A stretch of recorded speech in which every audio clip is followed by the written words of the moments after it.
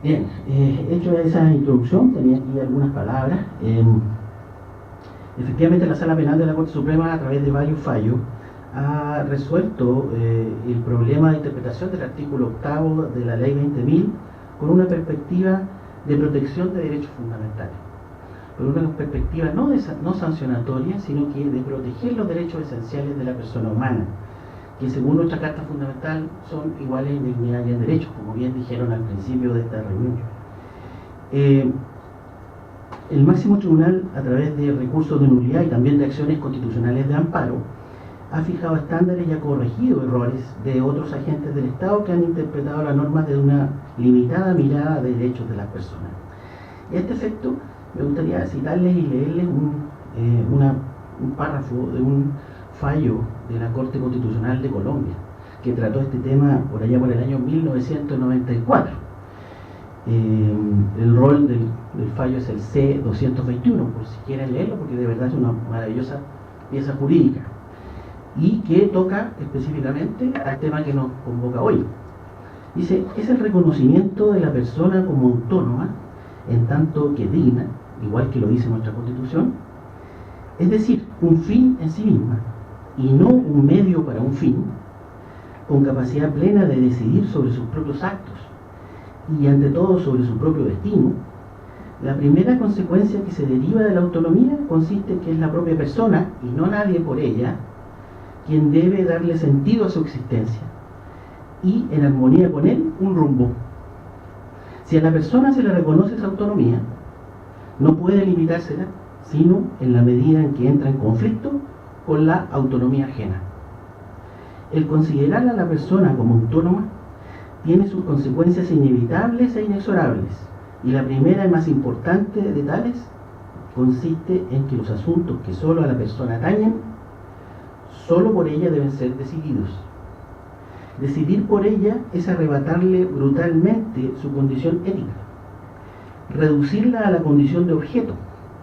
cosificarla, convertirla en medio para los fines que por fuera de ella se eligen. Cuando el Estado resuelve reconocer la autonomía de la persona, lo que ha decidido ni más ni menos es constatar el ámbito que le corresponde como sujeto ético, dejarla que decida sobre lo más radicalmente humano, sobre lo bueno y lo malo, sobre el sentido de su existencia. Si la persona resuelve, por ejemplo, dedicar su vida a la gratificación hedonista, no ingerir en esa decisión, mientras esa forma de vida en concreto, no en abstracto, no se traduzca en daño para otro.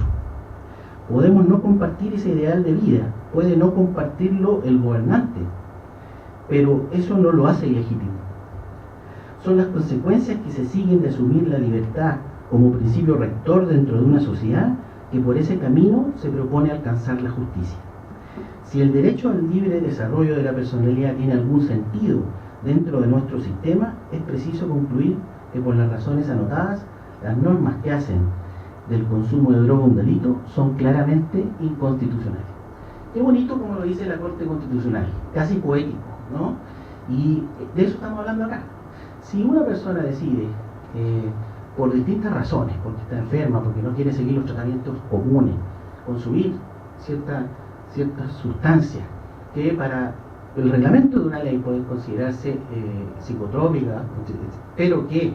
buscan morigerar el dolor, morigerar los síntomas, o derechamente es una forma en que consiguen la felicidad, como hablábamos recién, el bienestar o la salud. ¿Quién es el Estado para prohibirlo? En la medida que no cause daño a terceros. Y eso es todo lo que dice el fallo de la Corte Constitucional colombiana, y es en eso en que se han basado los fallos de la excelentísima Corte Suprema en Chile varios años más tarde. La ley 20.000 tiene varios problemas, varios nudos críticos, y la Defensoría lo ha puesto de relieve en los distintos recursos que ha presentado en las distintas cortes y los distintos tribunales de competencia penal en Chile, desde el año 2000 en adelante. Entonces, hay que tener claro que el artículo 8 lo que sanciona es el cultivo de especies vegetales del género cannabis, sin autorización, salvo que esté destinado al uso personal y próximo en el tiempo. En este punto, la Corte, en los fallos que hemos comentado, establece su criterio respecto de si estamos ante un tipo penal de peligro abstracto o si ha de exigirse que el hecho haya tenido al menos la posibilidad de lesionar o poner en riesgo a alguien. De tal forma, rechaza un castigo penal en ausencia de dicha lesión, poniendo énfasis en que el fundamento de la tipificación de la conducta es el daño social de la misma, y por ende es dicho elemento lo que funda el castigo penal y no la mera obediencia de una norma. Eso pone de relieve que es necesario cambiar la redacción del artículo 8 y poner de manifiesto los temas que hemos estado discutiendo aquí. Otro tema debatido es el cultivo colectivo para consumo privado, que no es un punto que toque expresamente la ley 20.000, pero sí ha sido objeto de la interpretación de los fallos de la excelentísima Corte Suprema. Los fallos de la Sala Penal en relación a lo previsto en el artículo 8, en cuanto a su elemento negativo, que niega el tipo penal y niega la sanción por ello, cuando el delito teniendo una pena de hasta 10 años, en estos casos emblemáticos la prueba de la defensa estuvo destinada a acreditar el consumo personal. Por lo tanto, se excluye a efectos de eliminar el cultivo como delito el caso del cultivo concertado, que es el caso, digamos, que hemos estado debatiendo o discutiendo. La Corte plantea que el tipo penal del artículo 8, el cultivo y en general la cultura de cultivar, puede ser realizada no solo por una persona, sino que también por un grupo de personas. Y puede ser desarrollada sin conflicto con terceros y sin producir daño a terceros.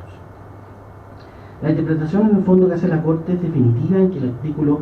8 remite al 50 y haciendo una interpretación gramatical significa que no es que al que sorprendan plantando para un consumo próximo en el tiempo será sancionado per se,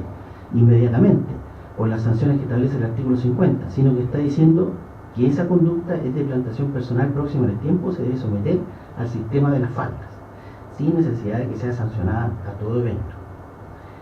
Otro tema relevante que también se ha tocado aquí es el bien jurídico protegido de la ley 20.000. Y a este respecto la Corte innova, señalando que, dándole una connotación muy relevante para que el cultivo sea sancionado, el cultivo concertado, porque también señala que cuando el cultivo lo hacen varias personas, terminadas plenamente identificadas para consumir en un futuro próximo, señala que no hay afectación al bien jurídico protegido, donde lo que buscó el legislador fue proteger la salud colectiva, y ese bien jurídico en general, en el contexto del derecho penal, se entiende como una especie de límite o barrera para el ejercicio de la pretensión punitiva del Estado. Es decir, los ciudadanos tienen una barrera de contención del poder punitivo a los bienes jurídicos, por lo tanto, no cualquier conducta puede ser sancionada como delito, solamente aquellas que afectan realmente esos bienes jurídicos. Y el consumo, como lo dijo expresamente el señor ministro Cisterna, antes de que yo tomara la palabra, el consumo personal, pero en el futuro, pese a que exista un consumo colectivo, o sea, un cultivo colectivo, no debiera ser sancionado en la medida que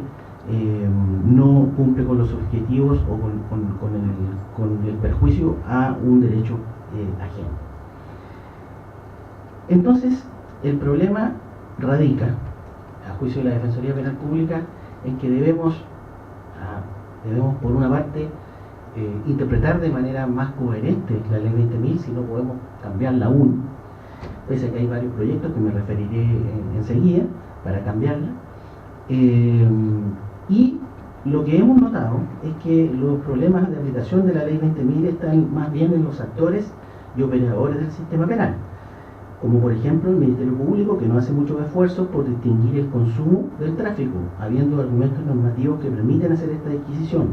No toda persona que porta droga es para su comercialización. En segundo lugar, tampoco todos los jueces discriminan los contextos fácticos al momento de pronunciarse respecto de cautelares, por ejemplo, haciendo interpretaciones en exceso formales de la norma, por eso que tenemos que llegar a la Corte Suprema para obtener estos fallos, y no atendiendo a las consideraciones que hice en relación con la real afectación del bien jurídico protegido. Sin embargo, el mensaje que entrega la Corte Suprema es claro, cuando señala que se debe atender a esta circunstancia con el objeto de no cometer errores en la aplicación del derecho, lo que trae aparejado la afectación de derechos fundamentales como la autodeterminación y la libertad ambulatoria. Las modificaciones legales, bueno, la Defensoría Penal Pública afortunadamente está siendo cada vez más considerada a la hora de debatir modificaciones de tipo penal. Y hemos dejado de manifiesto en los distintos proyectos que están discutiéndose y debatiéndose en el Congreso nuestra posición. En el actual escenario hay fundamentalmente dos proyectos de ley, uno proveniente desde el Ejecutivo y otro desde la Cámara de Diputados. Pero más allá de esta discusión, la Defensoría Penal Pública, cuando ha sido invitada a la Comisión de Salud de la Cámara, ha planteado que estos fallos de la Corte Suprema se constituyen en hitos que deben ser considerados a la hora de ajustar la legislación a los tiempos actuales, donde no se debe perder de vista la intencionalidad de quienes cultivan para su consumo personal y próximo en el tiempo. No lo hacen con el objeto de la difusión incontrolada que lucra, sino en el ejercicio de derechos constitucionales donde el Estado le está vedada la entrada, lo decía el ministro don Moisés Muñoz recién, y menos a través de la persecución penal. El legislador deberá tener presente en su adecuación normativa que el autocultivo no es punible si es para un consumo personal y próximo en el tiempo, ya sea en la modalidad de lo recreacional como de lo medicinal. Y además tiene un sustento real a través del ejercicio de derechos y que fue entendido por el máximo tribunal, dando certeza y seguridad jurídica a quienes por mucho tiempo se vieron enfrentados a kafkianos procesos penales. Hoy urge una precisión en esta materia, donde probablemente el número de plantas puede resultar un aspecto arbitrario y menor. ¿Qué diferencia hay en 1 y 6 si ya vimos que en un caso eran 40 plantas? Puede llevar a estas mismas arbitrariedades, fijar un número determinado. Se necesitan más bien que se considere en la nueva legislación las motivaciones y si estas están absolutamente alejadas de la comercialización y difusión incontrolada, debieran estar dentro del contexto de la ausencia de sanción. Para finalizar, solamente señalar que la Defensoría Penal Pública defiende personas y las personas tienen derechos, como ha quedado claro acá. Los derechos van cambiando efectivamente sus énfasis, pero sientan la seguridad y tengan la certeza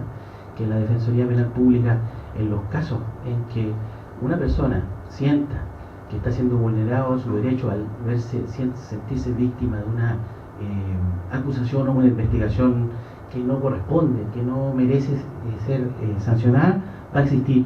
un abogado defensor aquí en el Maule y en el país que plantee estas situaciones desde el año 2000, como lo veníamos haciendo, hasta ahora. Y por suerte, pasaron varios años, pero se ha recogido nuestra visión que comenzó por allá desde el 16 de diciembre del año 2000 en Coquimbo y en la Araucanía. Muchas gracias.